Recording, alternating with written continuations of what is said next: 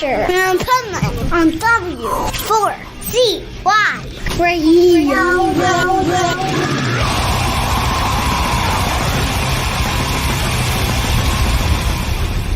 Wake up, America! It's time for the Adventures of Pipeman on W4CY.com, West Palm Beach's #1 internet radio station. Here's your host, the Pipeman.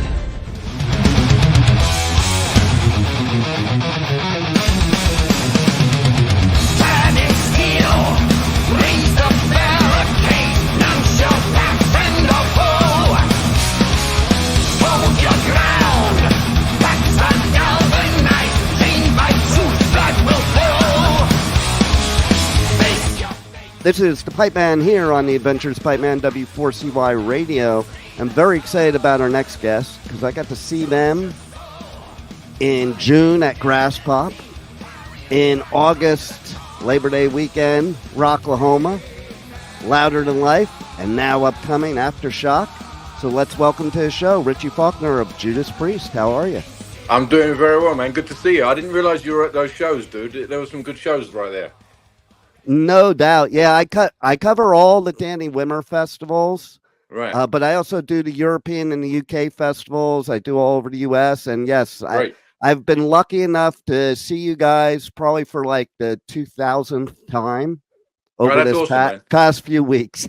And we've got one coming up, as you said, Aftershock, right, in Sacramento. Yeah, that's going to be fun. That's my birthday weekend. Well, Oh, dude, what was you get Priest and Maiden together. I know, that's wild. I used to see Priest and Maiden together when I was a teenager in the 80s, like all the time. So it's like a reunion. I was talking to Rob about it the other day, and the last time they played together like that, we played with them last year at the Aftershock Festival, but that was not on the same day. But Right. I asked Rob, when was the last time you guys played with Maiden on the same day? And he thinks it's back on Point of Entry when they played together, like back in the early 80s. So it would be Wow. great to, as a fan as well, you know, I'd love to see Priest and Maiden on a bill. And we were talking about getting a photo together because I don't think there's a photo of Priest and Maiden together. So Wow. hopefully we can get a photo together in Sacramento. That's pretty cool. And, you know, I know that one time Steve Harris said to you way back when that if anything happened to anybody in the band, that they would bring you right in. Well, yeah, he kind of he said, yeah, if anything happened to any of his guys, I would have been the next phone call, which is I don't know what you call it, like a validation, like, and then some. You know what I mean? If Harris would have you in his band, that's amazing. But Steve was one of the first people I told when I got the gig in Priest. You know, I was obviously in Lauren, his daughter's band, and I told the band first, and then I told Steve, and he couldn't have been happier. You know, he thought it was a great opportunity. He loves Priest, and he was more than happy to see me do something like that. You know. Well, that says a lot about you as a musician that like two of the most iconic metal bands in history both wanted you. I mean, Yeah, I mean that's well, obviously Maiden didn't. He was just saying if anything happened, I would Right. be, you know. But yeah, it was great to be. You know, obviously I was I knew Steve before Priest, and yeah, it's great to be in those two camps. You know, they're both favorite bands of mine, obviously. So it's good to now know both Maiden and Priest personally. It's crazy, really. yeah, totally. And as somebody myself that in recent years had my own heart issues, I was at Louder Than Life in 2021. So I was super excited to see you playing there in 2024. Well, as you can imagine, there were a few personal milestones on that show last weekend. You know, I didn't make too much of a public thing about it because everyone seems to do that, and you know, Yeah. it's a personal thing. But there was a moment in 2021. We all know what happened. But at the end of the show, at the end of Painkiller, I usually lift the guitar above my head, and I couldn't do it. Obviously, everything was happening internally. I didn't have the strength to do it. So when this one came around, 2024, there was a moment right at the end of Painkiller. I looked out at the crowd and then lifted the guitar above my head, and no one knew but me. That was my moment. That was kind of a a personal milestone. Like I finished the gig as I meant to finish it. It's taken me 3 years to get back and do it, but I did it. So it was a personal milestone. And also, the first one in 2021, my daughter, she was just a little over 1 year old, and she was at home. She had no idea about what was going on. This time, they came down the front in the pit, her and my other half, and you know, I teared up a bit seeing my little girl down there. She's 4 years old. She was in a leather jacket. She was having fun. Wow. And so we've gone from the one when she was 1, and now she's 4 in a leather jacket, and it kind of makes you realize what you've been through and how long it's taken, but you've got there, you know. No doubt. And it's amazing because, like, what you went through, some people wouldn't be here in 2024, and now you're in all these festivals, on tour, new music. Like, by the way, the newest album that came out in March, that's some of the best Priest music ever, and that's coming from somebody that's been seeing Priest since 1980. I appreciate that, man. I'm glad you enjoy it. I'm glad you like the record. But yeah, I think the first thing, you're right. People don't usually make it to the hospital with that when that happens. So fortunately, I made it to the hospital. They worked on me. They saved my life. And then I think when you come out the other side of that, I think one of my first goals was to get back on the guitar, get back to health, and get back on the road back in 2022. And we went out in March 22. And then there's something in your brain that kind of changes. We're not here forever, and we all Yeah. know that, but you don't quite know what's around the corner. So if you've got some ideas, if you've got some riffs and melodies and ideas for an album or a book, or if you haven't seen your family for a while, there's something in your brain that says, do it, get it done, get it out there. So it was back on the road, back in the studio, getting back to some sort of normality, because you never know what's around the corner, as you know. Oh, 100%. And like, it's funny because before that happens, like, I had 2 heart attacks 2 years in a row, Wow, man. and both surfing. So like 2000, end of 2017, I was in Hawaii surfing, had a heart attack, and then got cleared a year later. You know how you go through that whole year of like Right. recuperation. Cardiologist clears me. I decide I'm going to go to Costa Rica and celebrate and go surfing, and had like a massive heart attack. Oh no. And Wow. and before that, it's like I'm invincible. Right. Pun intended. But yeah, Yeah. I'm invincible. And then you just realize, like, I've always lived life to the fullest every day, but you realize it even more. Like, listen, you want, like you said, you want to get everything you have out of you, because you never know what's around the corner. That's right, and it's glad you're still here, by the way, man. I'm glad you're healthy Thanks. and doing good. Same to you. I don't know. There's always something that drives you. There's always, creative stuff. It comes from somewhere, and you're driven. You have to record it or put it out or let people hear it. I don't know what quite does that, but it's another driving factor. It becomes very clear. Your mortality becomes really clear to you, and it's just another driving factor. Not that I'm driven by fear of dying or anything like that, but it's a reality, really. And it's another driving factor that pushes those ideas out, and those songs and those riffs and stuff that you get in your head. You're driven even more so to put them onto tape and get them out there, hopefully. And you're right, because like, I'm not driven by fear, I'm driven by living. So it's like, I'm not afraid of dying, but I want to accomplish a lot more while I'm here and not waste any time doing it, which is the same philosophy there. So That's right. tell me, what else do you want to accomplish in music that has still been something that's a goal that we can look for in the future? That's a great question. I mean, I'm the guitar player in Judas Priest. I've written 3 albums with them. I've been on, I think, 5 world tours at the moment. I accompanied them at the Rock and Roll Hall of Fame.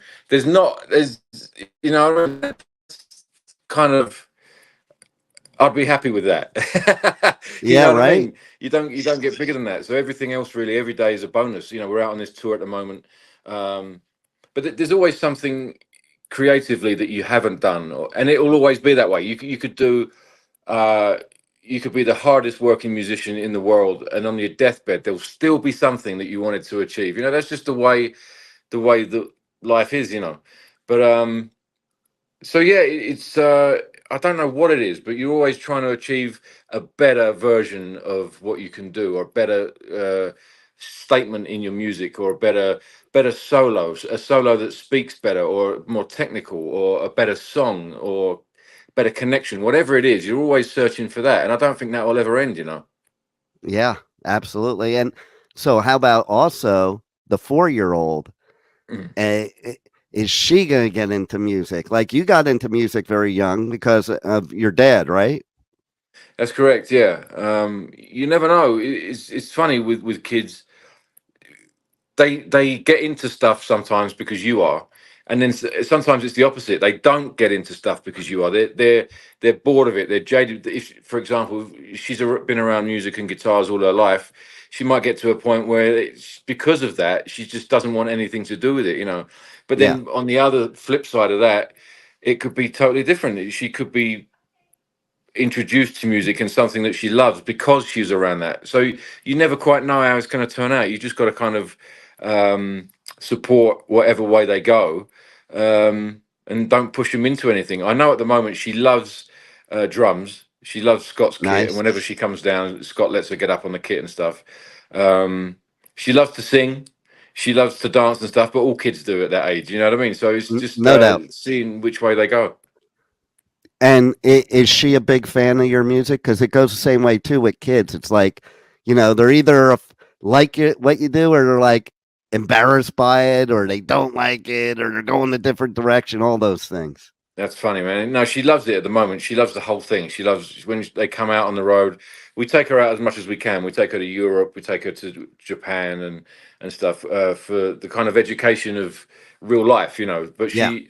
some kids, you get out there and they're crying backstage. They don't want to be there, but she loves it. She dances at everything. She loves the music. But I'm sure when she gets to like 12 or 13, then she's gonna rebel and hate what dad does. But at the moment, she still likes it. Yes, She loves Panic Attack. I love it, and that's an amazing feeling, isn't it? When your kids out there dancing to your music. As I said, they walked in front of me in the pit at Louder Than Life last weekend, and I had to kind of put my head down. I teared up. I didn't want anyone to see, but it's an emotional thing, when they're Yeah. getting into your stuff and they're happy. And she's a smart kid, and as I said, she travels a lot with us.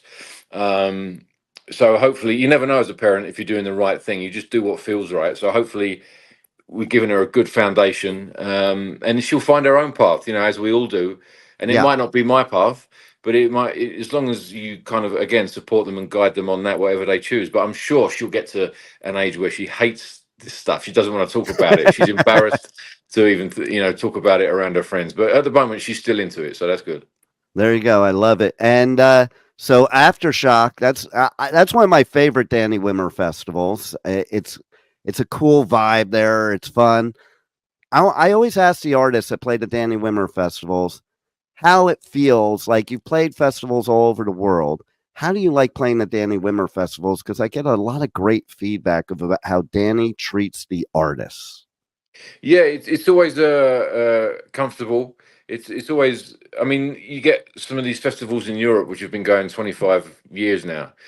So they've had the time to evolve and change anything that needs to be changed. And for a while, the festivals in the US were catching up to that. Yeah. But I think festivals like the Danny Wimmer festivals, they are on par with those kind of things now. You've got Hellfest and Wacken and stuff like that in Europe. And the Wimmer festivals are kind of catching up to that level of not only for the fans, but for the bands as well. We enjoy doing those festivals. We know what to expect. And when you're on a tour like this, everything's kind of, gig after gig after gig. Yeah. So you want it to run smoothly. And those festivals really do that. Yeah, you mentioned Hellfest, and I cover Hellfest too, but I was absolutely amazed the first time I did Hellfest. It was the first one after COVID with the 360 bands. Right. And I'm interviewing all these bands, and they're just telling me, It was the easiest, most stress-free load-in ever. Like, the sound check was done 5 minutes, and from what I heard, there was not one band that had any problems with sound. Great. That, to me, an artist, that's like the dream, right? You know, like, because you don't want that stress. It's not your sound people. It's not like it's your show. You're going to a festival, and you want it to just be stress-free so you can get up there and have fun. That's correct. Yeah, I mean, there's always an element of the unknown, especially with festivals. It's not your gig. It's not your. It's unfamiliar. You know, you're coming into a situation. Our crew's coming into a situation. It might be weather. It might be the technical aspect of the equipment there. So there's always an element of the unknown.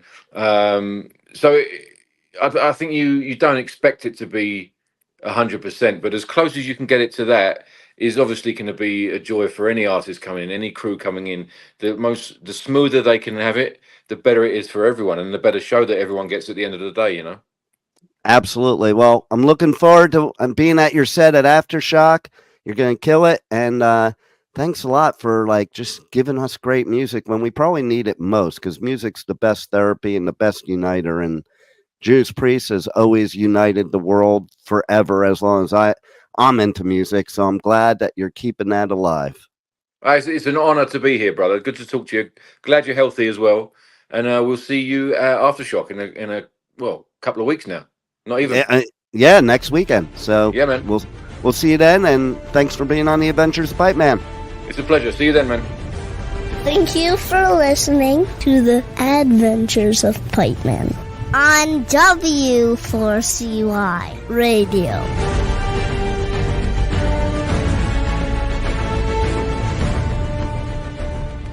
Hi everybody, it's Richie Faulkner from Judas Priest. You're listening to the Pipeman on W4CY Radio. Keep it real.